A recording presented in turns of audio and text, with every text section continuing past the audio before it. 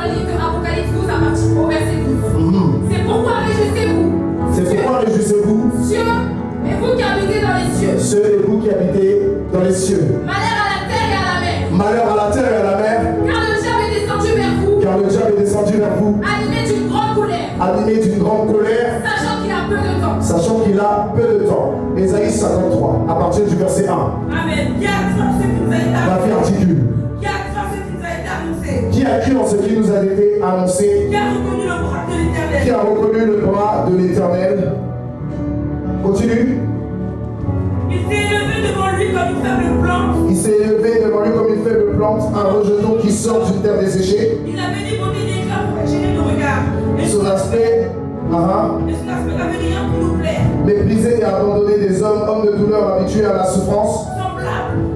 Semblable à celui dont on détourne le visage. Nous l'avons dédaigné, nous l'avons fait de lui au caca. Cependant, ce sont nos souffrances qu'il a portées, ceux de nos douleurs qui s'est chargé, et nous l'avons considéré comme puni, frappé de Dieu et humilié.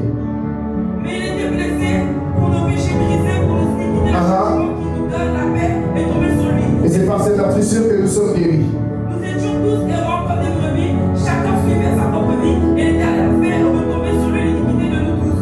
Il a été maltraité et opprimé, Et il n'a pas ouvert la bouche semblable à un agneau qu'on mène à la boucherie. à une brebis muette devant ceux qui l'attendent. Il n'a point ouvert la bouche. Amen. Éternel, mon Dieu, mon roi, je veux te bénir et te rendre toute la gloire parce que tu es Dieu. Mon âme, Seigneur, est dans la joie de ce que tu nous donnes encore de pouvoir entendre de tes messages cette nuit, Seigneur. Alors efface ma personne et ma chair et dis quelque chose aussi au travers de ma vie, que tout en moi meure, afin que, Père, mon Dieu, mon roi, ton esprit vive en moi. La Bible déclare, j'ai crucifié ma chair avec Christ. Si je vis, ce n'est plus moi qui vis, c'est Christ qui vit en moi. Alors prends toute la place, Seigneur, je t'en supplie. Ne me laisse pas parler une seule fois. Ne me laisse pas parler par la chair, mais que ton cher Saint-Esprit prenne le contrôle de ma vie, afin que, Père, mon Dieu, mon roi, moi-même le premier, je sois béni, je sois racheté, je sois délivré, je sois élevé, comme tout à chacun ici, car nous luttons pour la même cause, nous tendons vers la perfection. Alors que ta parole s'écrive sur les tables de nos cœurs et soit gravée dans nos pensées, au nom de Jésus. Amen. Est-ce que quelqu'un peut acclamer le Seigneur pour sa parole? Dans le premier passage, on voit une chose. La Bible nous fait comprendre qu'on parle d'une personne qui est importante. Amen. Et cette personne qui est importante, elle n'est pas des moindres. La Bible parle de lui dans le livre d'Ézéchiel, au chapitre 28. On parle de celui qu'on appelle Lucifer. Alléluia. Et ici, on pourrait se dire que c'est Dieu qui est en train de parler. Mais ce n'est pas Dieu qui est en train de parler. C'est un archange qui est en train de parler. Et cet archange, on l'appelle Michel. Dans notre version, on l'appelle Michael. Et cet archange-là était celui qui a lutté face à Lucifer, devenu Satan. Et le discours qui est là, en fait, il est en train d'annoncer la défaite du diable. Est-ce que quelqu'un peut comprendre? Réponds-moi ton passage à partir du verset 9. Amen. En bas, le séjour des morts s'agit pour toi.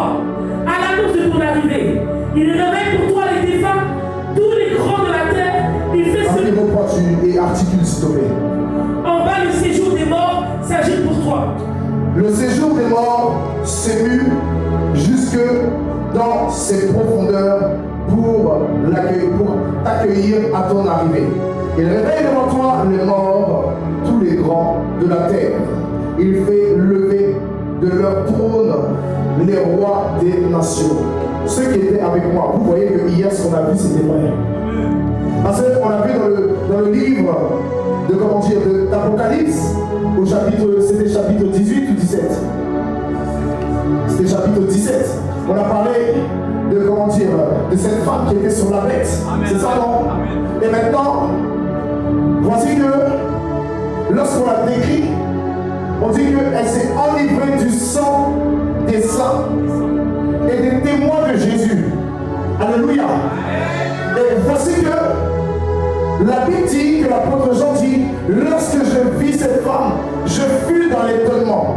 La Bible nous fait comprendre qu'elle a une coupe en or qui est remplie de blasphème. Et quand on regarde sous terre, on peut chercher cette femme, mais on ne trouvera jamais cette femme. Parce qu'en vérité, cette femme est un homme. Est-ce que quelqu'un peut comprendre? Cette femme est un homme qui fait le tour du monde en faisant croire qu'il est messager de Dieu. Et cet homme on l'appelle le pape. Est-ce que quelqu'un me comprend? Là, vous êtes en train d'aller au Louvre pour aller allumer des bougies. Là où vous êtes en train de prendre l'obéissance.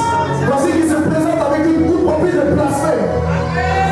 Je veux dire à quelqu'un que Jésus-Christ n'est pas une représentation de celui qu'on voit à la croix.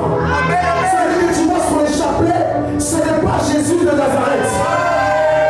Celui que tu vois sur les chapelets, c'est celui qu'on emmène à adorer parce qu'il est celui qu'on appelle le faux prophète. Mais celui dont moi je parle, il est dans la parole. Celui dont moi je parle, il n'est pas sur un chapelet, il n'est pas sur une boucle d'oreille, il n'est pas sur un tatouage. En fait, tu ne te rends pas compte que tu es en train de mettre la marque de la bête sur toi. Celui dont je parle, il est dans ton cœur si tu l'as accepté véritablement. Celui dont je parle, il n'est pas un homme pour mentir, ni fils de l'homme pour se repentir. Celui dont je parle, il n'est pas là à s'enivrer du sang des saints. Regardez nos églises aujourd'hui, comment elles sont en train de se détruire. Nous voyons la description de l'habillement de cette femme. Mais regardez dans nos églises comment les hommes de Dieu commencent à s'habiller. La Bible dit qu'elle était vêtue d'une robe couleur pourpre, ornée de diamants et d'or. Lorsqu'il y a maintenant des investitures, chose qui est dans le catholicisme et non dans la doctrine de Jésus-Christ, alors comment sont-ils habillés? Ils sont habillés avec des chapeaux qui montent jusqu'au ciel. On dirait qu'ils veulent défier une fois de plus Dieu, comme en Genèse 11, au temps de Babel, lorsqu'ils ont voulu faire la tour de Babel. Ils ont des cadres qui montent comme s'ils étaient Moïse. Ils ont des robes et des croix qui pèsent sur eux. Alors que la Bible dit qu'il n'avait ni beauté, ni éclat pour attirer les regards. Ni beauté David, ni éclat pour attirer les regards. Et voici que celui-là, je peux le dire, si ce message tourne, ça va créer des émeutes. Mais Dieu m'a dit de parler. Et s'il est à mourir à cause de ça, ce n'est pas mon problème. Je dois faire la volonté de mon Dieu. Écoute ça. J'étais là aussi hier. On dit qu'il s'enivre du sang des saints. Et le sang des saints, ce sont toutes ces personnes qui s'appellent des bishops. Ce sont toutes ces personnes qui s'appellent l'archbishop, les évêques, les cardinals, toutes ces personnes qui viennent avec des kippas, toutes ces personnes qui viennent avec des soutanes, toutes ces personnes qui viennent avec des grosses bagues. Alors que Dieu reconnaît qu'une seule bague, c'est l'alliance. Est-ce que quelqu'un me comprend? Mais ces personnes viennent et à cause d'un titre, elles viennent menacer les enfants de Dieu. Elle dit, je suis bishop, je suis archevêque. Je sais ce qui s'est passé le jour de mon investiture, c'est de la franc-maçonnerie déguisée. Parce que le catholicisme sort de la franc-maçon. Amen. Le catholique est une dérivée de la franc-maçonnerie. La première religion sur terre est la franc-maçonnerie. De là est sorti les illuminés. De là est sorti les grandes familles qui dirigent le monde entier. De là est sorti le catholicisme, les orthodoxes et toutes ces choses. C'est là que le Bouddha est sorti. C'est là que, comment dire, il y a eu Baal et Astarté en leur temps. C'est là qu'il y a eu Ra, Ibis et tout ce qui est en Égypte. C'est là que maintenant il y a les panafricains, c'est comme ça qu'on les appelle. Ils adorent les ancêtres. Mais la Bible nous fait comprendre une chose. Écoutez-moi, il faut lire la Bible.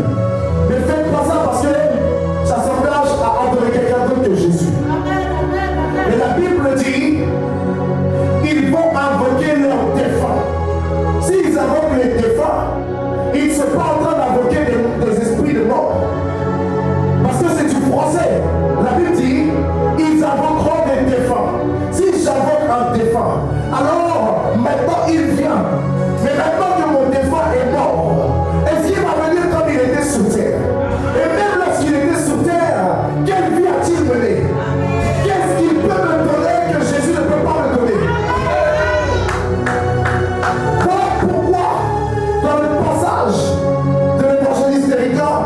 La Bible nous dit à partir du verset 10.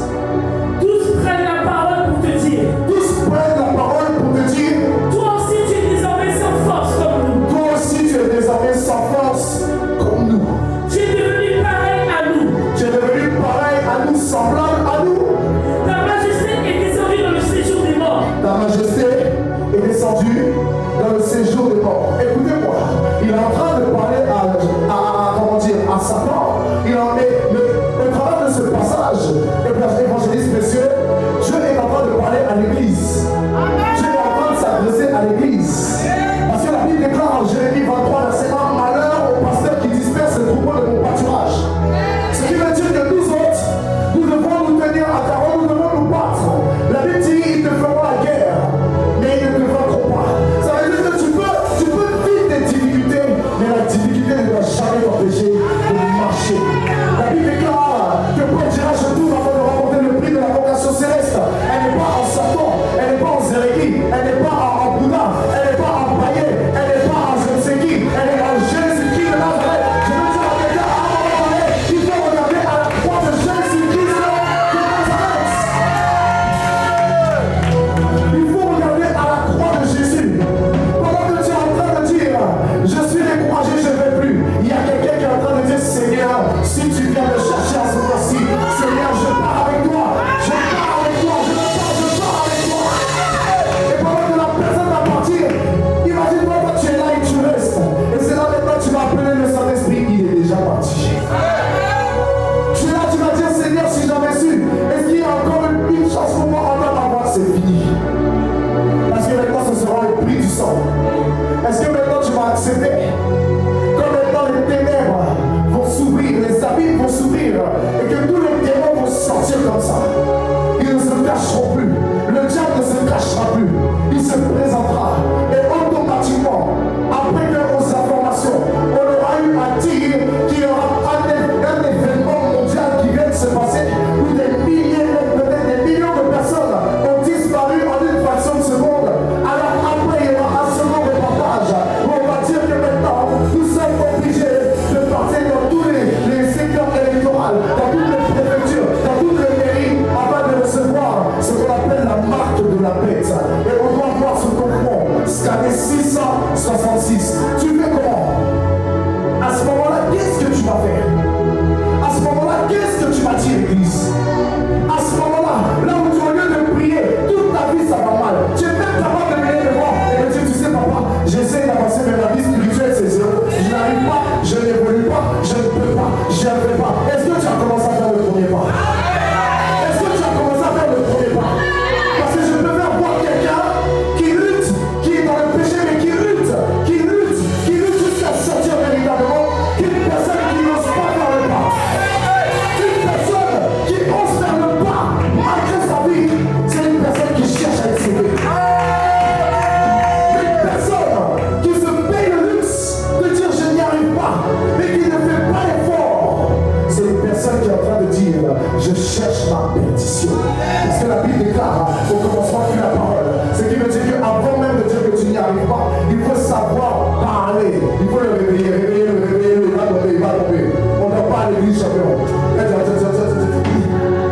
Mon fils, il ne faut pas dormir. Jésus t'aime, tu as compris? Il ne faut pas dormir. Jusqu'à ce que tu étais comme ça. Il ne faut pas dormir, champion, tu es un garçon. Amen. Écoutez-moi s'il vous plaît. Jésus revient bientôt. Et là, il y a une chose qui se passe. Toutes les personnes qui sont dans le séjour des morts sont en train de se moquer en fait de Satan. Ce qui veut dire que quoi? Il y a une chose que vous devez comprendre, mes amis. Ceux qui sont là-bas et qui ont le droit de parler, alors ce sont des personnes qui attendent le retour de Jésus. La Bible nous parle des saints qui ressusciteront avant même que nous sommes sur terre. Si on est encore vivants, nous soyons sauvés. Il y a des saints qui vont ressusciter au jour de son avènement. Écoutez-moi s'il vous plaît. Il y a des personnes qui ne sont pas prêtes à payer le prix. Il y a des personnes qui ne sont pas prêtes. Vous allez les voir. Ils viennent à l'église.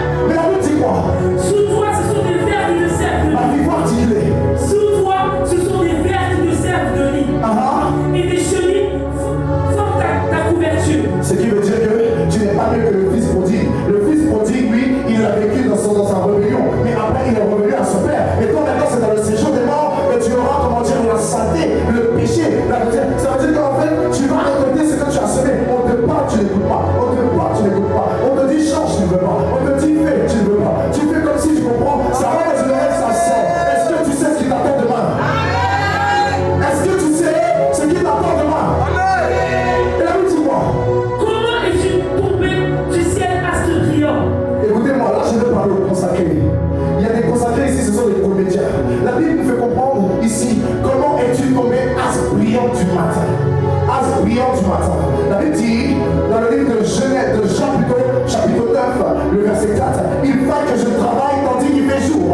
Car la nuit arrive, nul ne travaille. Pendant que je suis dans le monde, je suis quoi? Je suis la lumière du monde. Donc ici, la Bible dit quoi? Comment as-tu pu tomber à ce brillant du matin? Tu travailles que en journée parce que tu es illuminé par la gloire de Dieu. Et en fait, la gloire de Dieu, quand tu illumines, tu luis dans les ténèbres. Mais pourquoi tu n'arrives pas à luire dans les ténèbres? Parce que tu as vendu ton ministère, tu as vendu ton appel. Le monde t'a englouti. Tu n'arrives plus à faire marche arrière. Tu n'arrives plus à revenir vers Jésus. Quand tu vois les autres, l'enfant de ton cœur, tu veux, mais l'orgueil est tellement sur toi que tu n'y arrives plus. C'est devenu compliqué. Tu te détaches de tout, tu t'éloignes de tout, mais tu ne sais pas que tu es en train de creuser ta tombe. Mais la vie va continuer par la suite et Jésus va revenir et ceux qui auront lutté, ceux qui se seront battus. Parce qu'il y a des gens ici qu'on ne considère pas. Il y a des personnes ici qui luttent avec leur péché. Il y a des personnes, c'est tout leur nom qui sort. Mais demain, ces personnes, parce qu'elles auront persévéré, elles seront sauvées dans le temps qu'on va les faire. Parce que le plus important, c'est pas l'onction. Le plus important, c'est le dernier jour. Le plus important, c'est pas la manifestation des guérisons. Seigneur, Seigneur, n'ai-je pas chassé les démons? N'ai-je pas guéri les malades? Mais je la dirai ouvertement. Arrière de moi, vous qui commettez l'iniquité, car je ne vous ai jamais connu. Imagine-toi maintenant, Dieu te dit ça, Église. Qu'est-ce que tu vas dire? Qu'est-ce que tu vas dire? On te parle de récidive. On te parle de récidive. Il n'y a même plus une once de conscience en toi. Ta conscience est morte. Parce que ton âme n'est plus là. Ton âme n'est plus là. Tu ne sais pas que tu as déjà vendu ton âme au diable. C'est toi qui n'es pas au courant. Pour vendre son âme au diable, il suffit d'une parole qui sort de ta bouche. Et tu penses qu'après toute paresse, tu penses que Dieu, une seule parole et puis ta vie change du jour au lendemain. Tu commences à avoir des percées. Tu commences à connaître des gloires. Toutes les portes s'ouvrent. Mais un jour, il se révèle à toi. Et il te dit, voici ce que tu dois faire. Sinon tu meurs. Tu fais comment? Tu fais comment? C'est bientôt qu'on parle. C'est bientôt qu'on se dit, oui mais non, moi, et moi, dans tout ce que tu dis là. Est-ce qu'il y a autre chose que toi? Moi, on dirait quelqu'un, on dirait un animal, voilà pourquoi la Bible nous parle de la bestialité, de l'animosité. Parce que tu n'arrives plus à parler comme un homme. Tout est en moi, maladie, d'orgueil incurable, moi. Et puis après tu vas dire quoi? Si j'avais su là, les personnes que tu vas voir dans ton passé qui te parlaient, tu vas les voir que dans tes pensées. Les personnes qui étaient là en train de t'exalter, tu vas les voir que dans ton passé. Quand tu te parles et puis tu regardes comme si tu étais trop bien, ta vie était trop belle, tout réussissait pour toi. Tu n'as pas compris que le monde t'a englouti. C'est toi qui n'as pas compris. C'est toi qui n'as pas compris, bien aimé. Parce que si tu comprends là, tu ne peux pas rester insensible. La Bible dit, si Sodome avait entendu un tel message, il y aurait longtemps qu'elle se serait repentie. Toi tu es qui? Et puis tu ne peux pas écouter, et puis tu ne peux pas te repentir. Tu es qui, Marie? Dis-moi un peu, José, tu es qui? Marie, dis-moi un peu, tu es qui? On vous parle, Télisa, madame, je ne viens plus à l'église. On vous parle et puis vous faites comme vous voulez. Est-ce que vous connaissez la prison avant l'enlèvement? La prison n'est pas physique, la prison est spirituelle. La prison te donne de croire que tu as raison. La prison te donne de croire que tu es dans le bon. C'est toi qui dis la vérité. Mais malheur si tu ne te rends pas compte. Parce que tu seras semblable à une vierge insensée qui n'aura pas sa lampe remplie d'huile. Et l'huile, c'est quoi? C'est le symbole de la manifestation de Dieu. C'est la présence de Dieu. C'est l'onction de Dieu. Et comment dire?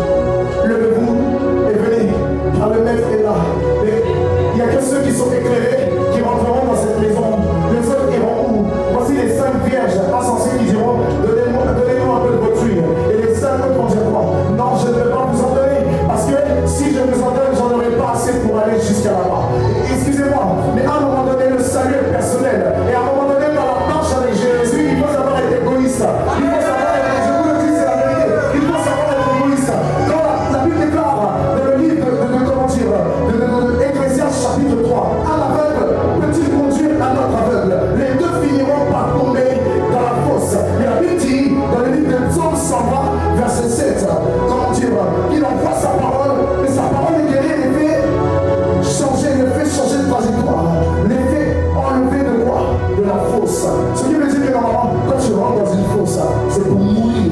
Quand tu rentres dans une fosse, c'est pour qu'on termine avec toi. Mais regardez, 3 personnes, comment dire, Shadrach, Meshach et Abednego, ils n'ont pas eu peur, ils n'ont pas fléchi devant la statue de David, ils n'ont pas fléchi, on les a mis dans la promesse à droite, ils n'ont pas fléchi pour autant, ils n'ont pas renié la foi. Quelqu'un qui ne croit plus en Jésus a renié la foi.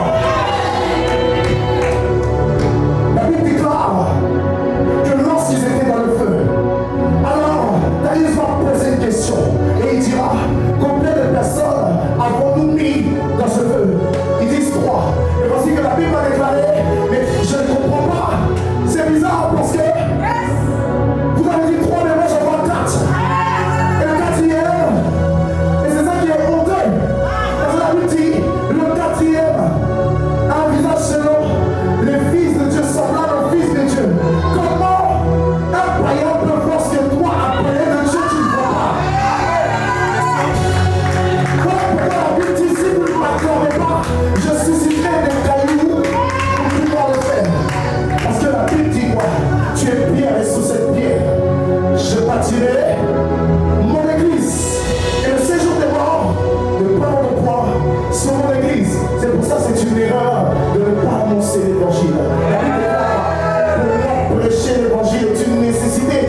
Malheur à moi, si je n'annonce pas l'évangile, quelqu'un qui vient à l'église, Raphaël, assieds-toi bien. Quand tu viens à l'église, assieds-toi bien, ma petite. Quand tu viens à l'église, tu viens juste pour écouter la parole. Et puis tu es mort et tu retournes avec la mort parce que la vie était devant toi, mais tu ne l'as pas accepté. Tu reviens comme ça, tu viens le dimanche prochain avec la même mort en toi.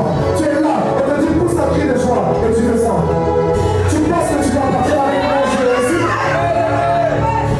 La Bible déclare depuis le temps de Jean-Baptiste, le royaume des cieux est pensé. Ce sont les violents qui se remparent. Mais la Bible dit, si tu es ni chaud ni froid, que tu es tiède, alors je te vomirai. Mon ami, je préfère être chaud ou je préfère qu'on me dise que je suis froid plutôt que je suis tiède. Parce que si je suis au milieu, c'est que je ne sers à rien. La Bible déclare que c'est une malédiction parce qu'on a l'exemple avec Absalom. Lorsque Absalom est mort, le fils de David, la Bible déclare que ses cheveux sont restés accrochés à des branches d'un arbre. Ni le ciel, ni la terre n'a voulu d'Absalom. Quelle mort atroce, quelle malédiction. Comment tu peux mourir et ni la terre, ni le ciel ne veut de toi? Imagine-toi un peu maintenant si tu oublies la personne de Jésus, si tu oublies ton premier jour avec lui, si tu oublies le pourquoi comment tu l'as accepté, si tu oublies toutes ces choses. Imagine-toi un peu, mon ami, qu'est-ce qui va se passer? S'il parle, tu n'auras que les yeux pour pleurer. Il y a des personnes qui vont venir, ils vont te demander quand tu auras ta Bible, parce que c'est là que tu vas devenir converti. C'est trop tard. Ils vont te dire, tu fais quoi avec ça? Hein? Ce livre-là, il est à toi. Hein? Fais-le le brûler. Ils vont te demander, tu es chrétien? Tu vas dire oui, mais c'est trop tard. Il fallait dire qu'on fallait gagner des âmes. Quand on disait d'aller parler dans les nations de Jésus, ah, tu ne l'as pas fait, tu ne le voulais pas. C'était fait pour toi là, c'est bidon. Tu peux faire t'amuser, tu peux faire épater la galerie. Regardez aujourd'hui, c'est que les nouvelles personnes qui courent à l'évangélisation. Il y a certaines personnes qui commencent à se réveiller parce que la conscience a été interpellée. Et les autres sont où? Les autres continuent. Pourquoi? Parce que la Bible déclare qu'un peuple sans révélation est un peuple sans frein. Un peuple qui n'arrive plus à écouter n'a plus de frein dans sa bêtise. On a beau lui parler, on a beau lui dire, on a beau lui montrer la compassion, on a beau lui montrer que Jésus l'aime, mais ce peuple n'en a strictement rien à faire et Dieu ne parle plus. Mais au final, la Bible dit, ta magnificence est descendue dans le séjour des morts avec le son de tes luttes. Tu as tellement parlé, imagine-toi, tu as prêché, à cause de toi des gens se sont convertis, mais pas regarde comment on parle de toi. Tu as prêché. Imagine-toi, ça dit je prêche, et tout le monde disparaît, et moi je reste devant ma chair. Quelle femme pitoyable, mon ami, c'est pitoyable. Vous devez comprendre à un moment donné que Jésus revient bientôt, ce n'est pas un slogan, c'est une vérité. Et je vous le dis, vous n'écoutez pas, vous qui pensez que c'est un amusement, je vous aurais parlé aujourd'hui. Vous ne pouvez pas dire que quelqu'un ne vous a pas parlé. Je vous le dis, je vous aurais parlé, vous aurez entendu le message, vous aurez entendu l'avertissement de Dieu, parce que je vous ai parlé aujourd'hui. Jésus revient bientôt, et la Bible déclare qu'il est déjà à la porte. Il est prêt à faire sonner les trompettes.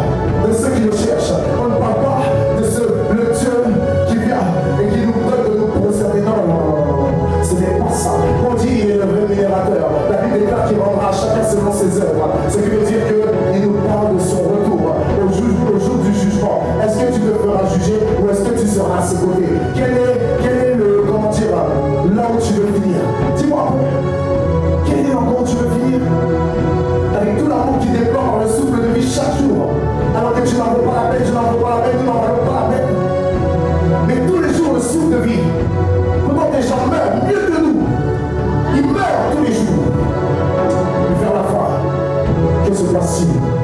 Toi, tu es encore vivant. Pourquoi? Parce qu'il sait qu'il y a du bon en toi. Le problème, c'est toi, tu ne te connais pas. Le problème, c'est que moi aussi, je ne me connais pas vers la fin.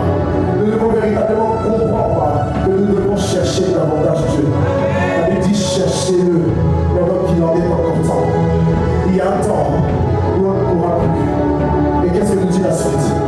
Comment es-tu tombé du ciel à ce brillant? Comment es-tu tombé du ciel à ce brillant? La Bible fait comprendre qu'il prend des saints. Il les fait monter avec lui pour les faire descendre et en faire des ministères. Donc, comment quand tu fais descendre, tu dois prendre des personnes pour partir avec eux et tu finis par être plus bas que bas? Comment? Tu es fier de dire je suis évangéliste. Tu es fier de dire je suis prophète. Tu es fier de dire je suis apôtre. Tu es fier de dire je suis docteur. Tu es fier de dire je suis pasteur. Mais et puis quoi? Vers la fin, et puis quoi? Tu es pasteur, tu es prophète, et puis quoi? Tu es celui qui a la plus grande église, et puis quoi? Tu es celui que toute la jeunesse suit, et puis quoi? Toute la jeunesse peut te suivre, mais peut-être que tu fais partie de ceux qui se sont compromis et qui se, qui laissent, la femme s'enivrer du sang des saints. Et peut-être que tu fais partie de ces saints qui sont, prêts à donner leur sang. Il y a des grandes églises, là, vous pensez qu'elles sont faites sur le roc, elles sont bâties sur le roc, elles sont pas bâties sur le roc, c'est de la poudre, monsieur. Ne pensez pas que tout le monde rend des témoignages et les témoignages sont vrais. Excusez-moi. C'est comme les Bill Gates, toutes ces personnes-là, ils rendent des témoignages, ils disent qu'ils ont commencé de rien alors que leurs parents étaient déjà riches. C'est la même chose, la Bible déclare tu ne rendras pas de faux témoignages. Il y a des personnes qui rendent certains témoignages, c'est devenu une science-fiction. On doit savoir dire la vérité. Et puis écoutez-moi bien, ne pensez pas que quand on parle de la vérité, on est là pour être aimé.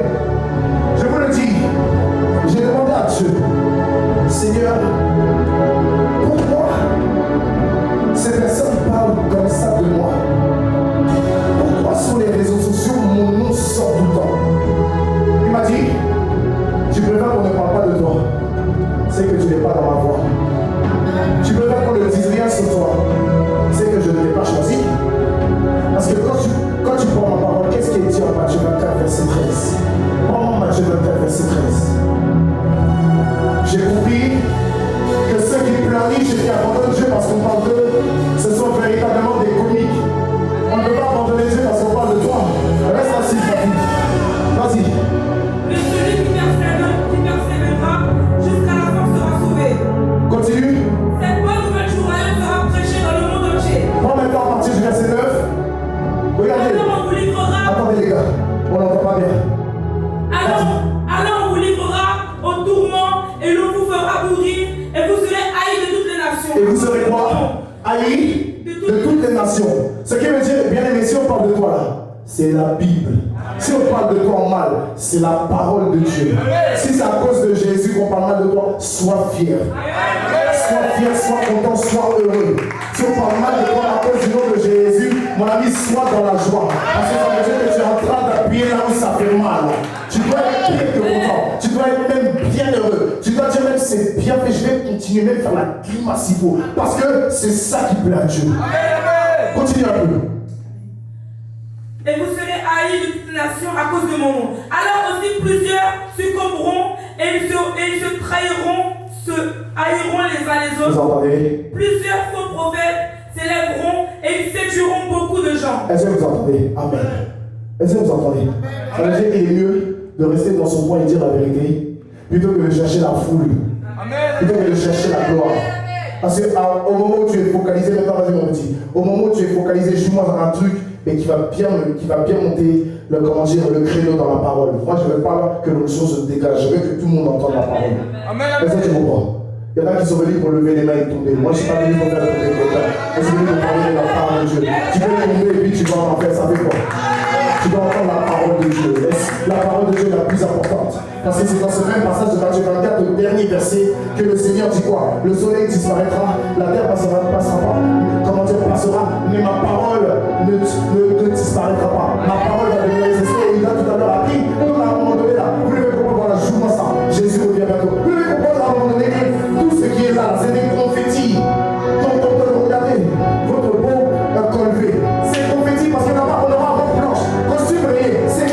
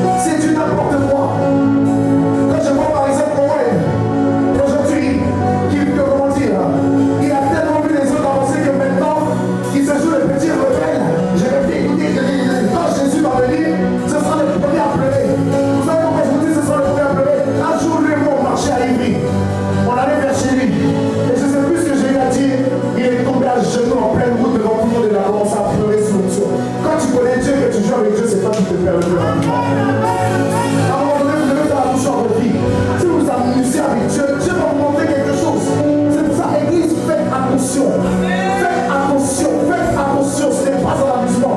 Marie ne fait pas l'église. Est-ce que tu connais Jésus? Est-ce que tu connais Jésus? Jean a eu à dire, mon oreille a entendu parler de lui, mais maintenant mon œil l'a vu. Est-ce que tu comprends ce qui est en train de se dire? Ce n'est pas une question de parce qu'après il va le bénir en abondance, non. Si tu comprends le message ecclésiastique derrière, il a vu Jésus et en entendant Dieu lui parler, il a entendu le son de la trompette et tout ce qu'il a eu en double, c'est dans l'éternité. Mon ami, si tu n'es pas prêt à tout faire pour Jésus, tu ne peux pas finir avec Jésus. Si tu n'es pas prêt à tout abandonner pour Jésus de Nazareth, tu ne peux pas finir avec lui. Il y a marre des thèmes où on traite que l'onction, on traite le Saint-Esprit, on traite tous les jours les mêmes choses dans nos églises. Mais à quand la croix? À quand l'avènement? À quand le millénium? À quand l'Armageddon? À quand la préparation pour partir avec lui? Tous les jours on est là, recevoir l'onction. On s'en fiche de l'onction si Jésus n'a pas prêché comme l'avènement. Parce que tu vas voir l'onction, mais tu vas quand même aller au enfer. Tu ne seras pas intéressé par Jésus, tu seras non seulement intéressé par l'onction, mais par celui qui dégage l'onction. Et Jésus, tu as fait quoi? Et Jésus, tu as fait quoi? Voilà pourquoi certains, vous ne pouvez pas être bénis. Parce que vous avez confiance dans ce que vous voyez. Vous n'avez aucune confiance en Dieu. Voilà pourquoi Dieu ne vous donne rien. Ce n'est pas que vous n'avez pas la foi, c'est que vous êtes ingrat de cœur. Dieu attend que toute la gloire lui revienne. Mais parce que vous n'avez pas quelque chose, c'est fini. Le monde va s'arrêter. Je vais vous dire que peu importe, le monde ne s'arrêtera pas. Tu ne mourras pas. Tes cheveux deviendront blancs. Blancs plutôt, tu deviendras aigri parce que tu ne veux pas changer. Et tu verras tout le monde être béni au-devant de toi parce que ton cœur ne veut pas changer. Et quand tu veux changer là, tu deviens plus vite qu'un bébé. Voilà pourquoi David, Dieu lui a donné l'autorisation de laisser Michal et d'aller voir Picadot. Parce que Michal était devenu un frère dans la paix de David. Vous devez comprendre, s'il vous plaît, à un moment donné, la présence de Dieu doit nous conduire dans les sentiers de sa justice. Et les sentiers de sa justice, c'est ce que j'appelle pour moi la nouvelle Jérusalem. Parce que quand je marche dans la vallée de l'ombre de la mort, je ne crains aucun mal bien-aimé. Parce qu'il est avec moi.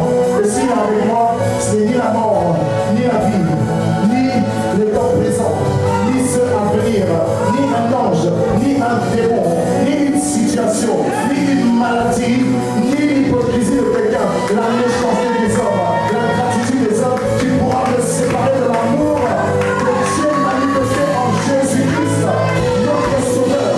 Vous devez comprendre à un moment donné que Jésus est Seigneur. Jésus est Seigneur et il attend simplement que tu lui dises, prends-moi pour faire sortir la meilleure version de toi. Jésus veut que tu parles de lui, mais étant le meilleur. Mais pour pouvoir être le meilleur, tu dois commencer dans ta première version.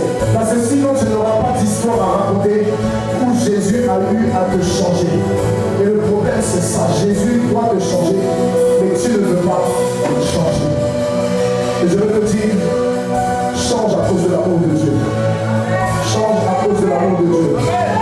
Change à cause de l'amour de Dieu. Parce que la Bible nous fait comprendre. Prends-moi le verset 19 et verset 20. Pour qu'on aille vite. Mais toi, tu as été jeté loin de ton tombeau. Mais toi, tu as été jeté loin de ton tombeau. Comme un rejeton méprisé. Comme un rejeton méprisé. Est-ce que vous savez pourquoi Dieu autorise l'archange Michel à dire ça? Parce qu'à la base, celui qu'on appelle Lucifer, il n'est pas né pour mourir, il est esprit. Est-ce que quelqu'un peut comprendre? Mais comme il est esprit, il ne peut pas mourir parce que Dieu ne se rend pas de ses dons. Est-ce que quelqu'un peut comprendre? Donc qu'est-ce qui va se passer? Dieu lui prépare un tournant qui sera éternel. Un tournant qui sera éternel. Mais le problème maintenant, c'est que la Bible dit qu'il a préparé un lieu pour le diable et ses anges. Là où les gens appellent démons, Dieu appelle ses anges. Parce que la Bible dit dans le livre de Jude, au chapitre 1 d'ailleurs, qui est le seul chapitre, de ne pas assumer les anciennes gloires. Ce qui veut dire que là où même on est en train de parler de démons, il faut comprendre quand tu dis démons, il s'agit de qui? Satan. C'est parce qu'il a vu un esprit impur et qu'il a agréé l'esprit qui était, comment dire, derrière lui. Il a accepté de marcher selon l'opinion de l'esprit. Donc, il est devenu ce qu'on appelle un démoniaque. Voilà pourquoi il dit arrière de moi Satan, mais il ne dira pas arrière de moi Pierre. Voilà pourquoi la Bible dit qu'on amènera des démoniaques à Jésus et ils vivront de la délivrance. Si tu veux véritablement vivre Jésus, il y a un côté démoniaque que chacun de nous avons à cause de la part de ténèbres liées à notre passé. Mais pour pouvoir changer, il faut t'en détacher. Si tu t'en détaches, tu verras que tout deviendra facile et tu verras la gloire de Dieu. La Bible dit ne t'ai-je pas dit que si tu crois, tu verras la gloire de Dieu. Et voici que lui, regardez, on va dire, il va terminer où? Ton linceul, ce sont des morts transpercés par l'épée et précipités sur les pavés du pont. Tu es pareil à un cadavre piétine. Est-ce que vous comprenez? Et qu'est-ce qu'il nous dit encore? Tu ne partages pas un tombeau avec eux. Tu ne partages pas un tombeau avec lui. Car tu as détruit ton pays. Car tu as détruit ton pays. Tu as provoqué la mort de ton peuple. Tu as provoqué la mort de ton peuple. On ne mentionnera plus jamais la descendance des méchants. On ne mentionnera plus jamais la race du méchant ou des méchants. Pourquoi? La Bible dit dans le livre de Psaume 91, à partir du verset 8, à moi la vengeance, à moi la rétribution. Et de tes yeux tu regarderas et tu verras quoi? La rétribution des méchants. Ce qui veut dire que normalement, toi et moi, nous sommes faits pour voir au dernier jour celui qui est l'ennemi être précipité. Et nous ne devons pas finir précipité avec lui. C'est pour ça, tâchons de nous battre pour notre salut. Tâchons de nous battre pour notre lendemain. Parce que là-bas, il n'y aura que des pleurs et des grincements dedans, nous dit la parole de Dieu. Ce n'est pas du bluff, c'est une vérité. Parce que tout ce qui sort de Jésus n'est que vérité. Ce n'est qu'une vérité. Écoutez-moi, s'il vous plaît. Je vous parle de la part de Dieu, c'est une vérité. Et si aujourd'hui, quelqu'un foule la parole au pied, ça va te faire bizarre demain. Parce qu'imagine-toi, à cause de cette parole que tu négliges, réveille toi Nicolas, à cause de la parole que tu négliges aujourd'hui, tu perds le salut demain. Comment tu vas faire? Comment tu vas faire? Dis-moi, comment tu vas faire? Là, aujourd'hui, on entend des bruits de guerre. Des guerres et des bruits de guerre, mais il a dit, ce n'est même pas encore la fin, ce n'est que le début. Tu as déjà peur et tu es déjà pas à songer à te ranger derrière ceux qui sont en sécurité. Est-ce que tu sais le prix qu'ils payent pour pouvoir être en sécurité? Alors que la Bible dit, on mettra à mort les saints jusqu'à quand tu auras peur de payer le prix. Parce que ta famille te rejette. Jésus a dit quoi? Et c'est même écrit dans le livre de Colossiens chapitre 3. Un prophète n'est jamais bien reçu dans sa patrie, dans sa maison, dans sa famille. Voilà pourquoi le premier appelé mentionné de Dieu, Dieu lui a dit, quitte ton pays, ta patrie et la maison de ton père. Pourquoi? S'il restait là-bas, il allait attaquer et certainement, vu son âge, il aurait peut-être été découragé. Voilà pourquoi il a dit, va plutôt dans un lieu que je te montrerai. Et à chaque fois que Dieu m'a emmené Abraham dans une nouvelle dimension, il lui dit, je te montrerai. Le problème, c'est que Dieu veut te montrer les choses, mais tu ne peux pas. Dieu veut te montrer ses merveilles, mais tu ne peux pas. Parce que ces merveilles, c'est parce que toi t'émerveilles. Parce qu'il t'émerveille, c'est de pouvoir avoir l'argent, avoir les belles maisons, avoir les belles voitures. Excusez-moi, mais tout ça, ça ne change pas une vie. Tu peux avoir tout ça et puis tu es mal dans ton cœur. Tu peux avoir tout ça et puis tu es mal au fond de toi. Tu auras tout fait pour combler ton mal avec l'argent. Avec quoi? Avec les voitures. Tout le monde te regarde, mais quand tu rentres chez toi et que tu es seul. Imagine-toi, tu as une famille, mais quand tu es dans la salle de bain ou tu es dans les toilettes, où tout le monde dort et parce que tu as une grande maison, tu as un lieu isolé. Tu appelles ça la chambre de prière. Au lieu de prier, tu pleures tout le mal de ton corps. Qu'est-ce qui aura changé? C'est parce que tu n'as pas accepté Jésus. Et je veux te dire, accepte Jésus. Donne ta vie à Jésus.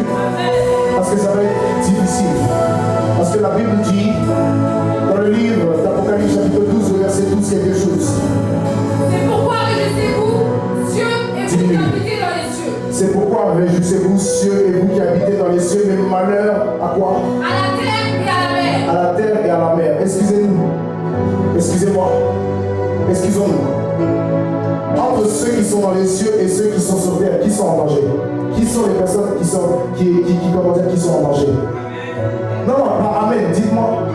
Le ciel ou la terre? Et encore, il y a aussi la mer. Alléluia. Parce que la Bible dit que la mer recrachera les morts. Et que la mer ira aussi dans le séjour des morts.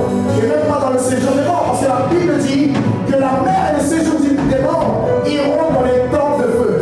Donc au final, qu'est-ce qu'il y a que tu ne comprends pas? Qu'est-ce qu'il y a que je ne comprends pas? Qu'est-ce qu'il y a que nous ne comprenons pas, Église? Qu'est-ce qui fait qu'on n'arrive pas à se mettre dans la tête que c'est une vérité et que ça peut arriver à chacun de nous? Qu'est-ce qui fait qu'aujourd'hui, on peut être là et puis se dire, dans tous les cas, j'ai encore le temps. Mon ami, on n'a pas le temps. Tout à l'heure même, j'étais en train de me regarder dans le miroir et j'ai aperçu des cheveux blancs. J'ai dit, qu'est-ce qui se passe là? C'est quoi ça?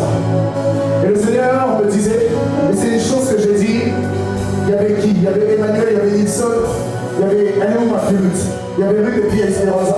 Quand on sortait on sortait de l'hôtel, je leur ai dit, je ne comprends pas, mais j'ai l'impression que j'ai vieilli. Je ne sais pas si vous vous souvenez quand je vous ai dit ça. Et ils m'ont dit, non, c'est juste peut-être que tu n'es pas coiffé. Effectivement, je n'étais pas coiffé, mais je ne parlais pas de la coiffure. Je ne parlais pas de comment dire, d'un aspect physique. Quand je me regardais, je me voyais vieux. Et la Bible dit qu'en sortant de la présence de Dieu, Moïse n'était plus le même. Moïse avait pris en âge. Moïse avait vieilli.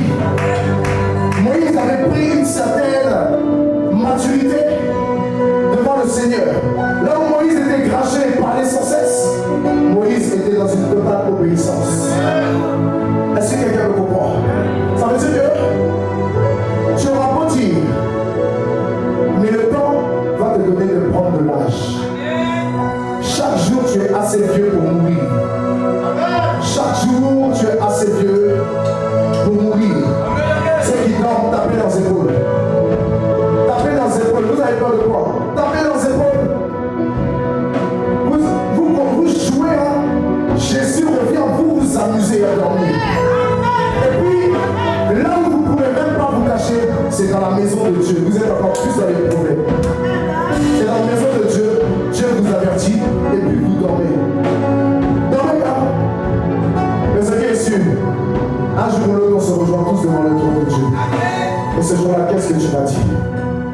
Parce qu'il dit quoi? Malheur à la terre. Malheur à la terre et à la mer. Ça veut dire que c'est toi qui est censé être malheureux en ce moment parce que ton salut est en danger. Et puis c'est toi qui pionces dans la maison du Seigneur. Tu n'as pas, toi, tu n'aimes pas ta vie. Hein. Tu n'aimes pas ton lendemain, tu n'aimes pas ta destinée, tu n'aimes pas ton éternité. C'est là que tu vas chercher à dormir. C'est là l'esprit de lourdeur va prendre le dessus sur toi. C'est là que tu vas commencer à voyer. C'est là que tu vas mettre ta tête vers le bas. Tu es devenu musulman. Relève ta tête et pitié avec. Alléluia. Il dit quoi après? Car le diable est descendu vers vous. Car le diable est descendu, Priscilla, vers vous. Animé d'une grande colère. Animé d'une grande colère. Sachant qu'il a peu de temps. Maintenant, pour moi, dans ce même passage, à partir du verset 6. Et la femme s'enfuit dans le désert. Où elle avait un lieu. Moi, le verset 8. Mais ils ne furent pas les plus forts. Et leur place ne fut plus trouvée dans le ciel. Elle fut précipitée. Il fut quoi? Il fut précipité. Le grand dragon. Le grand dragon. Le serpent ancien. Appelé le diable et Satan. Celui qui séduit toute la terre. Il fut précipité sur la terre. Et ses anges furent précipités avec lui. Amen. Est-ce que vous entendez ce qui est dit? Sa plus grande colère, il la manifeste par la séduction. Satan, sa colère n'est pas de te détruire. Voilà pourquoi quand la Bible dit en Jean 10, le voleur ne vient que pour dérober, égorger et détruire, on ne parle pas de Satan. On parle de ceux qui sautent la clôture et qui viennent séduire dans la maison du Seigneur. On parle de ceux qui en fait pour raviver la lumière de Dieu dans ta vie. Ça veut dire que ce sont des hommes comme toi et moi. Parce que quand tu prends Jean chapitre 10 au verset 1, qu'est-ce que la Bible nous dit? Vous allez comprendre qu'on ne parle pas de Satan. En fait, tout est écrit noir sur blanc. Mais ton défaut, c'est que tu ne lis pas la Bible. Si tu lisais la Bible, tu allais comprendre que Satan, parfois, tu l'insultes pour rien. Satan, parfois, tu l'attaques pour rien. Il t'a rien fait, c'est pas lui. C'est l'homme. C'est pas lui, c'est l'homme. Est-ce que quelqu'un veut comprendre? Dis-moi. En vérité, je vous le dis, celui qui n'entre pas par la porte dans la bergerie, mais qui monte par ailleurs est un voleur et un brigand. On parle de Satan ici. Dites-moi, on parle de Satan. Donc si on parle de quoi, voleur et brigand là, on parle de qui? On parle des hommes. Prends-moi maintenant Matthieu 12.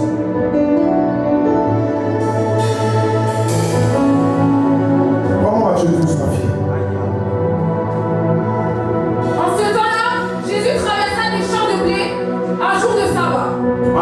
Ses disciples qui avaient faim se mirent à arracher des épis et à manger. Les pharisiens voyant cela lui dirent: voici tes disciples font ce qu'il n'est pas permis de faire pendant le sabbat. Mais Jésus leur répondit: n'avez-vous pas lu ce que fit David lorsqu'il eut faim, lui et ceux qui étaient avec lui? Comment il entra dans la maison de Dieu et mangea les pains de proposition qu'il n'était permis de manger, ni à lui, ni à ceux qui étaient avec lui, et qui étaient réservés aux sacrificateurs seuls? Vous n'avez-vous pas lu dans la loi que les jours de sabbat, les sacrificateurs violent le sabbat dans le temple sans se rendre coupables? Or, je vous le dis, il y a quelque chose de plus grand que le temple. Il y a quelque chose de plus grand que le temple. Si vous savez ce que signifie je prends plaisir à la miséricorde et non au sacrifice, vous n'auriez pas condamné des innocents. Car le Fils de l'homme est maître du sabbat. Car le Fils de l'homme est maître du sabbat. Étant parti de là, Jésus entra dans la synagogue. Et voici, il s'y trouvait un homme qui avait la main sèche. Il demandait à Jésus: est-il permis de faire une guérison les jours de sabbat? C'était afin de pouvoir l'accuser. Descends ta gamme. Il leur répondit: fais-moi rien de pour m'éloigner. Lequel d'entre vous, s'il n'a qu'une brebis et qu'elle tombe dans une fosse le jour du sabbat, ne la saisira pour l'en retirer? Combien un homme ne faut-il pas plus qu'une brebis? Il est donc permis de faire du bien les jours de sabbat. C'est ça même. Continue. Alors il dit à l'homme: étends ta main. Il l'étendit, et elle devint saine comme l'autre. Les pharisiens sortirent et se consultèrent sur les moyens de le faire périr. Vous avez vu une parenthèse, parce qu'il fait le bien, on veut le tuer. Est-ce que vous entendez? Il cherche un moyen pour le détruire. Excusez-moi, mais vous là qui êtes sur les champs de mission, c'est comme ce qu'on m'a fait là, ça vous attend aussi. Dans votre chemin, vous allez trouver des personnes qui vont chercher à vous piéger. Vous allez trouver des personnes qui vont chercher à payer d'autres personnes pour vous accuser. Vous allez trouver des personnes qui vont venir dans votre ministère juste pour pouvoir vous accuser à tort.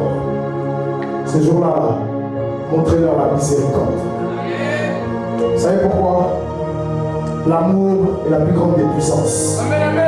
Là où ils vont vouloir manifester la méchanceté, si tu présentes l'amour, leur compte est déjà réglé sur le champ. Ils ne le savent pas. Dieu a déjà combattu pour toi dans le monde spirituel. Réveille-toi, Nicolas, à toi je parle. J'étais là en train de dire un tel va être touché. Il y a des yeux qui font ça là. Toi, toutes les veillées, tes yeux font ça. Donc arrête de me dire que tu ne dors pas. C'est moi qui te vois. Vous devez comprendre à un moment donné que vous devez être fort ici. Là, vous voyez dans la tête. Parce qu'il y a des personnes qui vont dire: tu es mon père. Tu es mon père. Je suis prêt pour toi. Et il ne faut pas écouter ça. Je m'attache trop. Prie pour la personne en même temps. Parce que c'est la personne même qui va t'abandonner. Je vous le dis. C'est pour ça que je préfère des personnes qui disent: moi je te suis à cause de Jésus. Je serai toujours avec toi pour la gloire de Dieu. Plutôt que tu dis: je serai tout le temps avec moi. Champion, tout ça. Quelqu'un qui te dit ça, même avant Jésus, là, quelqu'un qui te dit ça, il n'a pas fini par se détourner de toi. De vous avoir. Je vous parle, l'église. Ça veut dire que vers la fin, Jérémie 17, c'est la vérité. À partir du verset 5. Malheur à celui qui met sa confiance en un homme.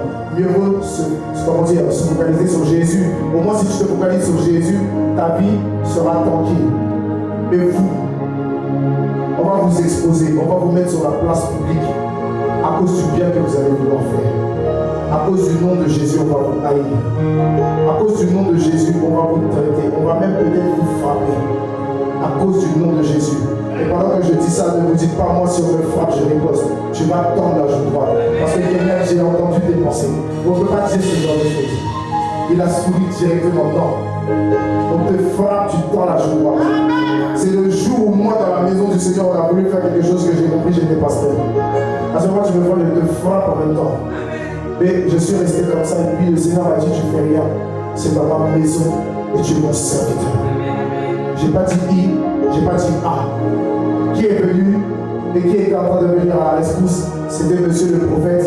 Et puis monsieur le prophète qui est en train de devenir n'importe quoi. C'est pour ça que j'ai mal au cœur quand je pense à toi. Parce que toi, tu es quelqu'un, tu es venu, tu as pris mes portes. Devant tout le monde, tu t'es jamais caché. Regarde ce que tu es en train de devenir. Normalement, tu es une des personnes qui devaient être les plus récompensées. Regarde ce que tu es en train de devenir. À cause de moi, on a dit qu'on allait brûler chez toi. Regarde ce que tu es en train de devenir. Dans ton cœur, là, tu ne m'as jamais relié. Mais regarde ce que tu es en train de devenir. Tu perds la grâce. On te dit, j'ai mal au cœur à cause de ton âme. Tu t'en rends même pas compte. Et après ça, c'est toi qui prends tes affaires et tu t'en vas. Vous comprenez même pas. Vous ne comprenez pas ce que Jésus veut faire avec vous. Vous ne comprenez pas. Parce que lorsque vous le faites, vous n'êtes pas en train d'adorer un homme. Vous êtes en train de faire ce qui est écrit en Matthieu 25. Lorsque vous le faites à l'un des plus petits de mes frères, c'est à moi, Jésus, que vous le faites. Tout ça pourquoi? Pour mettre à la poubelle. C'est dangereux parce que la Bible dit moi, lorsque tu t'arrêtes de faire le bien, c'est comme si devant Dieu tu n'as jamais rien fait. Imagine-toi, tout ça pourquoi? Donc, pour rien, tu jettes les choses à la poubelle. Mon ami, même si ça va mal, ne permets jamais que tu t'arrêtes en chemin. Parce que tu t'es trop battu. Tu t'es trop battu pour pouvoir dire du jour au lendemain, j'arrête tout. Si tu arrêtes tout, mais tu es paumé, excuse-moi de te le dire. Tu es paumé. J'ai essayé d'arrêter Jésus, j'ai essayé. Je sais de quoi je vous parle. Ma maman là-bas derrière grâce. J'ai essayé d'abandonner Jésus. J'ai pas réussi. Son amour n'est pas celui d'un homme. J'ai pas pu réussir, j'ai pas pu m'y résoudre. Parce que je lui avais fait une promesse quand je l'ai accepté. J'ai dit, Seigneur Jésus, je t'ai accepté. Si un jour je vais t'abandonner, châtie-moi au plus haut point. Châtie-moi. Parce que je te donne ma parole que je ne peux pas t'abandonner. Si je commence à m'éloigner de toi, si je retourne dans la drogue, je retourne dans les bagarres, je retourne dans les femmes, je retourne dans le paganisme, je retourne dans les choses qui peuvent m'emmener en prison. Seigneur, châtie-moi, châtie-moi, châtie-moi. Et quand j'ai failli abandonner Jésus, le Seigneur m'a châtié. Et ça n'a pas été caché. Ça a été aux yeux de tous. Et le pasteur voulait couvrir. J'ai dit non, ne couvre pas. Il fallait que tu me sanctionnes. Parce que je dois être un exemple pour ceux qui font n'importe quoi. Sinon ton église va se casser parce qu'ils diront que je suis ton préféré. Moi je ne suis pas celui qui espère qu'on va me cajoler. Non, le sens du mal, non. Je préfère avoir mal et puis être sauvé plutôt que de rester comme ça et puis me perdre. Parce que ça veut dire que j'ai décidé de garder ma vie. Au final, si je la garde, j'ai renié la foi. J'ai jeté la croix. La charge est légère parce que je ne suis plus courbé, mais je suis droit. Et en portant la croix, c'est comme si je porte Jésus. Et si je porte Jésus bien-aimé, c'est que je suis semblable à l'anneau qui est rentré dans cette ville avec Jésus. Donc c'est une fierté de porter sa croix jusqu'au bout. C'est une fierté de pleurer pour la gloire de Dieu. C'est une fierté d'être triste pour la gloire de Dieu. C'est une fierté parce que si je suis triste, c'est parce que le monde se meurt. Si je suis triste, c'est parce que je vois des personnes qui commencent bien en train de tomber. Je vois des personnes en train de chuter, en train d'être ébranlées. Donc je ne peux pas rester comme ça. Même si je ne parle pas, je m'en vais dans le lieu secret et puis je parle. Et puis je réponds mon âme devant le Seigneur à cause de qui? Pas à cause de moi. Je prie, excusez-moi, je suis arrivé à un stade où je ne prie même pas pour moi. Je ne prie pas pour moi parce que j'ai compris que si je prie pour quelqu'un, quelqu'un va prier pour moi. J'ai plus le temps de prier pour moi. Normalement, quand tu pries là, c'est pour ça que tu n'es pas béni. Tu penses trop à toi. Tu demandes que Dieu te bénisse. Tu ne peux pas demander un jour que Dieu bénisse ton voisin. Tu dois arriver au stade où tu dis Seigneur, je t'en supplie, bénis mon frère, bénis ma soeur, Mon frère va mal. Je t'en supplie, souviens-toi de lui. Souviens-toi de tout ce qu'il a fait. Ma soeur, souviens-toi de tout ce qu'elle a fait. Souviens-toi de tous ses actes. Souviens-toi qu'elle était tout le temps présente. Il était tout le temps présent. Il était tout le temps aux évangélisations. Souviens-toi, mais tu penses à toi. À quel moment tu vas regarder les autres? Mais tu es là en train de regarder les autres alors qu'il y a la poutre toi-même qui est dans ton œil. Tu en fais quoi? Pendant que tu es en train de juger ton frère, tu es en train de juger ta soeur, toi-même la poutre qui est dans ton œil. Comme par exemple, on peut voir aussi dans ce siècle présent que lorsque des personnes quittent une église, il y a certaines personnes, des leaders. Comment dire, quand je parle de leader, je parle de visionnaire même. Je parle de pasteur. Je ne parle pas de quelqu'un d'autre. Je suis obligé de parler. Dieu me dit de parler, je suis obligé de parler. Si ça fait mal à quelqu'un, je suis désolé. Parce que là, ça va au-delà de EMS. Dieu est en train de parler à l'église universelle. Si ça fait mal à quelqu'un, je m'en fous vers la fin. Je suis obligé de prêcher la parole de Dieu. Mais il y a des personnes qui cherchent à évincer, à détruire l'image de d'autres pour que eux, leur image reste clean. Mon ami, à un moment donné, tu n'es pas au-dessus des lois. Si tu sais que tu as mal fait, demande pardon au Seigneur. Même si les gens viennent parler de toi, Dieu t'a déjà pardonné et eux, ils vont vivre un châtiment. Pourquoi? La Bible dit, ne touchez pas mes oins et ne faites pas du mal à mes prophètes. Donc, vers la fin, tu as juste à aller demander pardon. La solution, elle est là. Mais maintenant, tu ne veux pas demander pardon. Maintenant, tu ne veux pas, tu t'enorgueillis, tu accentues dans ton erreur. Et le jour où tu meurs, qu'est-ce qui va t'arriver? Parce qu'il y a une chose, écoutez-moi, il y a une chose que vous devez comprendre. Ceux qui font du mal à d'autres enfants de Dieu et qui les rendent, comme des personnes mauvaises aux yeux des autres, ils vont vivre avec ça jusqu'à la fin de leur jour. Ils vont vivre avec cette chose jusqu'à la fin de leur jour. Pourquoi? Dieu va leur rappeler sans cesse le mal qu'ils ont fait à l'autrui. Et tant qu'ils ne demandent pas pardon publiquement, tant qu'ils ne demandent pas pardon, parce que eux, ils auront parlé des gens là, ce sera de manière publique, tant qu'ils ne demanderont pas pardon publiquement, de la même manière ils dénigrent publiquement, c'est comme ça que le Seigneur va accentuer. Et ce genre de choses peut créer quoi? Des AVC. Ce genre de choses peut créer des maladies bizarres. Pourquoi? Tu vas commencer à être anxieux, tu vas commencer à déprimer, tu vas commencer à faire des dépressions, tu vas commencer à grossir en désordre, tu vas peut-être perdre du poids. Pourquoi? Vers la fin, tu ne te rends pas compte qu'en faisant ça, tu as été séduit par le diable. La colère de Dieu a touché l'église et j'ai été séduit par le diable. C'est pour ça que moi je suis la personne, je n'aime pas les histoires, je ne veux pas d'histoire. Quand il y a quelque chose, on s'assoit tranquillement, on parle et puis on avance. Comme ça au moins c'est réglé. Moi quand je finis de parler, j'ai oublié en même temps. Au moins on a changé. Si toi tu n'es pas passé à autre chose, c'est toi qui vas chercher à aller en enfer. Moi je cherche pas à aller en enfer. Et te pardonne parce que vers la fin, je n'ai pas le droit de te détester. Je t'aime de tout mon cœur. Et il n'y a pas une personne ici que je déteste, il n'y a pas une personne que je n'aime pas. Je vous aime tous de tout mon cœur. Parce que vers la fin, si je ne vous aime pas, c'est que j'ai renié Jésus. Et c'est ça que tu dois penser, Église. Si tu n'aimes pas ton frère, tu n'arrives pas à pardonner ton frère, tu n'arrives pas à pardonner ta soeur, c'est que tu ne peux pas. Le Seigneur me dit, il y a une soeur ici qui est là, tu n'arrives pas à pardonner ton père. Tu es là, tu n'arrives pas à pardonner ton père. Si tu veux perdre le salut, continue dans cette élan. Parce que vers la fin, la Bible dit quoi? L'amour pardonne tout. Tu dois pardonner ton père. Sinon tu risques de perdre l'éternité. Tu dois perdre l'éternité. Même si tu ne vous dis pas même, aujourd'hui là, il m'offre. C'est pas ça qui veut. Tant que tes oreilles sont ouvertes, c'est tout ce qui m'intéresse. Parce que tu dois sortir avec tous les messages qui ont été prêchés et qui restent dans ta tête. Ils doivent rester dans ta tête. Comme ça, au jour du malheur, tu te souviendras de l'amour de Dieu. Tu te souviendras qu'un jour, tu as entendu cette parole. Et cette parole viendra te sauver. C'est le plus important. Mais la sœur qui est dans cette situation, change de cœur. Change de cœur. Libère ton père de ton cœur. Libère ton père. Libère ton père. Je vois des choses, mais je ne vais pas dire. Libère juste ton cœur. S'il te plaît, libère ton cœur. Ce serait dommage que tu dises que tu acceptes Jésus et qu'au final, à cause de ton père, tu loues Jésus. Libère ton cœur. Il y a d'autres personnes ici qui en veulent à leurs parents, qui ont même la haine contre leurs parents. Libérez vos cœurs, s'il vous plaît. Parce que qu'on le veuille ou pas, un père reste un père. Une mère reste une mère. On ne choisit pas ses parents, on ne choisit pas sa famille. Tu Dieu t'a placé dans cette famille, il sait pourquoi. Reste tranquille. Tu verras ta vie changer. Arrête la batterie, s'il te plaît, mon Dieu. Prends-moi maintenant le livre d'Ésaïe 51. Et nous allons nous arrêter ce soir. Qui a cru à ce qui nous était annoncé? Change-moi ta mélodie. Qui a reconnu le bras de À chaque l'Éternel? chose, tu dois discerner. Il s'est Et arrête-toi de me faire des mêmes mélodies. Il n'y a rien qui change depuis tout à l'heure. Recommence pas les mêmes choses, s'il te plaît. Fais-moi, je suis avec toi, Jésus. Je vais accomplir la mission. Fais-moi ça. Fais-moi.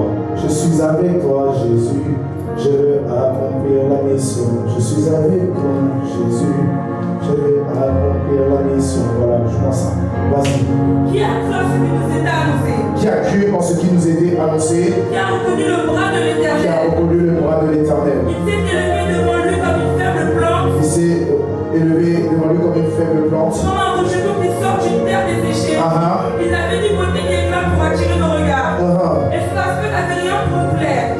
Méprisé et abandonné des hommes. Amen. On va s'arrêter là. La Bible dit qui a cru à ce qui nous était annoncé. Ça veut dire que plusieurs personnes, on peut vous dire ici, on peut être en train de prêcher et puis vos cœurs sont fermés parce que ce sont des cœurs de pierre. Mais écoutez-moi s'il vous plaît. Pendant que vos cœurs sont durs, il y a un cœur qui est en train de se ramollir. Il y a un cœur dans ce lieu, Carla, qui est en train de s'ouvrir à Dieu à cause de la parole. Il y a un cœur dans ce lieu qui est en train de reconnaître la magnificence, non de celui qui a été précipité, mais celui qui est devenu l'étoile brillante du matin. À un moment donné, je dois comprendre que Jésus, pour pouvoir le vivre, il faut le discerner. La Bible dit bien, qui a cru en ce qui nous était annoncé. Mais Jésus dit en Marc 16:15, allez partout le monde prêcher la bonne nouvelle à toute la création. Allez annoncer ma parole.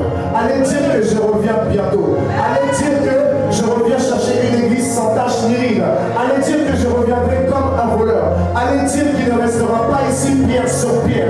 Allez dire que le monde passera et que ma parole demeurera. Allez dire que j'aime l'humanité. Allez dire que j'ai tant aimé le monde que je suis devenu une parole faite chair afin de nourrir pour sauver cette humanité. Allez dire que ceux qui ne croient pas en moi, je me présenterai dans une convention énorme. Je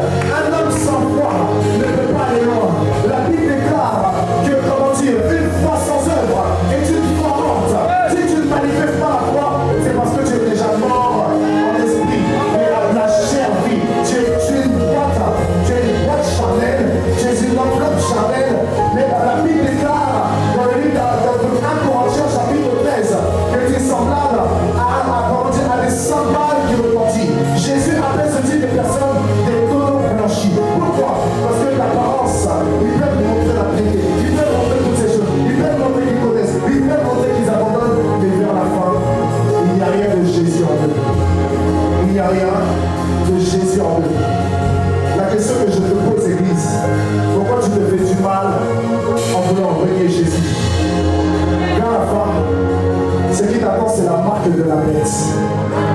Vers la fin, ce qui t'attend, c'est un lieu infernal. Aujourd'hui, on parle du pandémonium, mais demain, ce ne sera pas le pandémonium. Ce sera un lac de feu et de soufre. Comment tu vas faire? Comment tu vas faire? Le pandémonium, c'est ce qu'on appelle l'enfer. Aujourd'hui, c'est là-bas qu'il est positionné. Et on le trouve dans ce qu'on appelle les triangles des Bermudes. Mais quand cela va disparaître, toutes ces choses vont disparaître. L'église va disparaître. Alors que ce triangle des Bermudes sortira tout ce qui est ténèbres. Et quand ils vont venir vers toi, qu'est-ce que tu vas faire? Dis-moi un peu. Qui a cru en ce qui nous était annoncé? Voilà pourquoi, à ce moment, sur des millions de personnes, il n'y a eu que quoi? Il n'y a eu que 3 personnes qui ont été sauvées. Parce que même la femme de l'autre a fini par se retourner. Elle n'a pas cherché à obéir à Dieu. Quelqu'un qui veut être sauvé, obéir, se pousse à obéir à Dieu. Surtout quand il y a un mort. La personne se donne à obéir à Dieu. Mais mets-toi bien, tu es en train de dormir. Vous devez comprendre à un moment donné que vous voulez voir Dieu, il doit y avoir une discipline.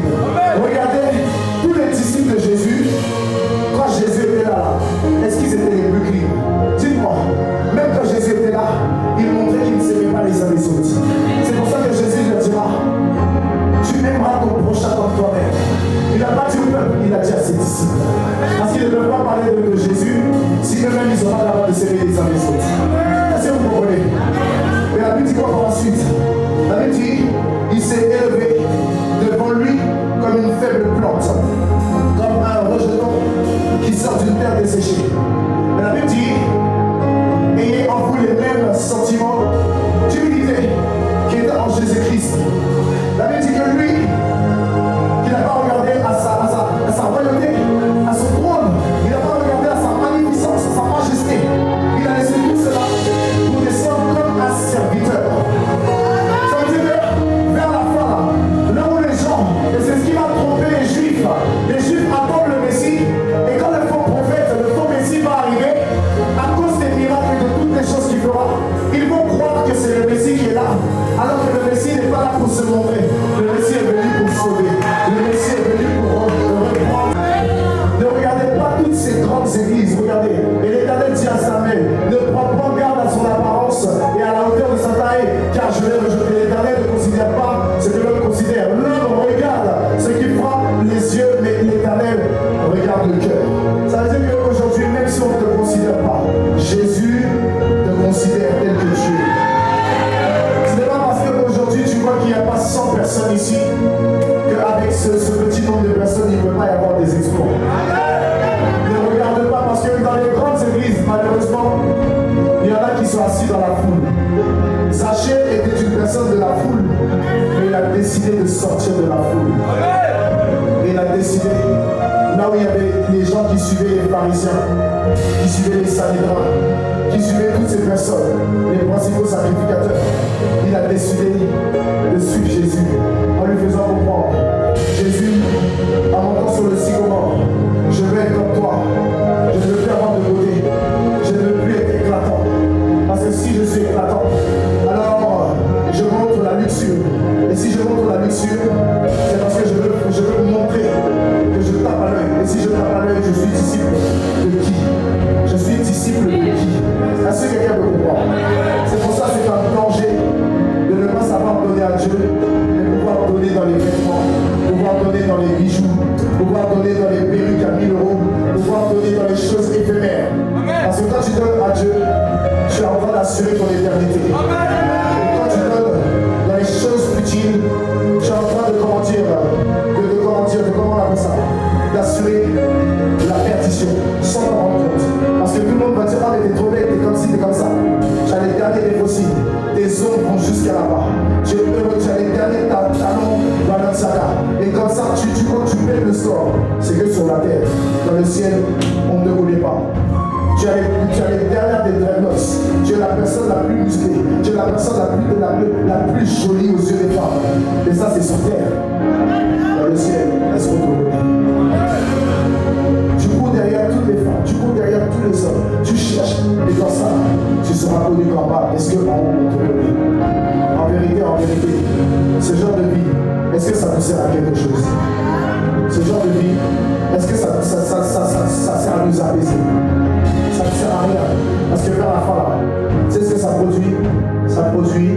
excès d'envie. Et la Bible parle des excès de table comme étant des péchés. Vous pensez que c'est que la nourriture qu'on mange? Non, quand tu consommes le péché en excès, tu vois, c'est comme quand tu conduis, on parle d'excès de vitesse. Après tu prends les amendes, c'est la même chose avec le Seigneur. Quand tu es en excès de péché, tu prends aussi la perdition. Est-ce que quelqu'un peut comprendre? Vous devez réaliser que Jésus nous aime. Vous devez réaliser qu'aujourd'hui Jésus en fait interpelle tout à chacun. Il nous interpelle de moi à la dernière personne qui est ici. La dernière des personnes, même la dernière des